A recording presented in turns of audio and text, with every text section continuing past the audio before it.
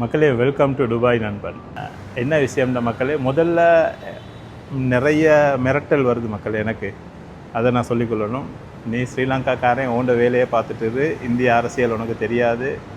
Okay, நீ என்ன எங்களுக்கு அரசியல் சொல்லித்தரது? எங்களுக்கு தெரியும் அரசியல். டிஎம்கே ஒழுங்காக தான் ஆண்டுட்டு போகிறாங்க, ஓண்ட வேலையை மட்டும் பாரு அப்படின்னு சொல்லிட்டு எனக்கு, நான் ஒரு தமிழ் பேசுகிற மக்களாக அதோட நடக்கிற ஊழல்லாம் எங்களை கண்ணுக்கும் விளங்குது இங்கேருந்து பார்க்கலையும். அப்படி இருந்தும் புதுசாக ஃப்ரெஷ்ஷாக ஒருத்தர் வாராரு, தளபதினு ஒருத்தர் வாராரு. அவர் அரசியலில் இது சினிமா விட்டுட்டு வாராரு. 200 கோடி மாதம், ஒரு வருஷத்துக்கு அவருக்கு 500 கோடி சம்பாதிக்கலாம். அப்படி ஒருத்தர் விட்டுட்டு வாராரு. அப்போ இங்கே வந்து சம்பாதிக்க வரலன்னு சொல்கிறது அது அழகாக கிளியராக விளங்குது.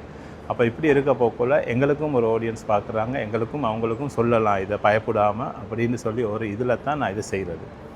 ஓகே, நான் ஸ்ரீலங்காக்காரன் தான், நான் இல்லைன்னு சொல்லலை. ஓகே, ஆனால் தளபதி ரசிகன் இல்லைங்கஷா. ஸ்ரீலங்காக்காரன் தளபதிக்கு ரசிகனாக இருக்கணும்னு சொல்ல தேவையில்லையே. இதுக்கு பிறகு இனி அந்த மனுஷன் படம் நடிக்க மாட்டேன்னு சொல்லிட்டாரு, அரசியலுக்கு தான் போகிறேன்ட்டார். அரசியலில் நல்லது செய்வேன்னு சொல்லிட்டு விளங்குது எங்களுக்கு. அப்போ அதை நாங்கள் அவருக்கு சப்போர்ட் பண்ண வேண்டியது எங்களோட கடமை இல்லையா? நாங்கள் தமிழ்நாட்டிலே இருக்கணும்னு இல்லை அவருக்கு சப்போர்ட் பண்ணுறதுக்கு. மிரட்டலுக்கெல்லாம் பயப்படுற ஆட்கள் நாங்கள்ல. ஓகே, நீங்கள் உங்களோட மிரட்டல்லாம் வேறு யார்கிட்ட சரி வச்சுக்கொள்ளுங்க. அதெல்லாம் நீங்கள் தமிழ்நாட்டோடு வச்சுக்கொள்ளுங்க. இங்கே துபாயில் வந்து எங்கள்கிட்ட அந்த மிரட்டல்லாம் காட்ட வரவானா?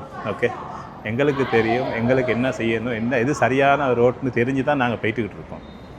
நாங்கள் ஒன்றும் இந்த லஞ்ச ஊழல் பண்ணுறவங்களுக்கு சப்போர்ட் பண்ணிவிட்டு போகல. ஓகே, ஒன்றும் வானா எனக்கு அப்படின்னு சொல்லிட்டு ஒரு ஃப்ரெஷ்ஷாக ஒருத்தன், ஒரு ஒழுக்கமான ஒருத்தன் வந்திருக்கான், அவனுக்கு சப்போர்ட்டாக தான் நாங்கள் போய்கிட்டு இருக்கோம். தளபதியின் ரசிகனாக தான் நான் இதை பேசிக்கிட்டு இருக்கிறேன். கட்டாயம் 2026 வரத்தான் போகிறான் அந்த மனுஷன்.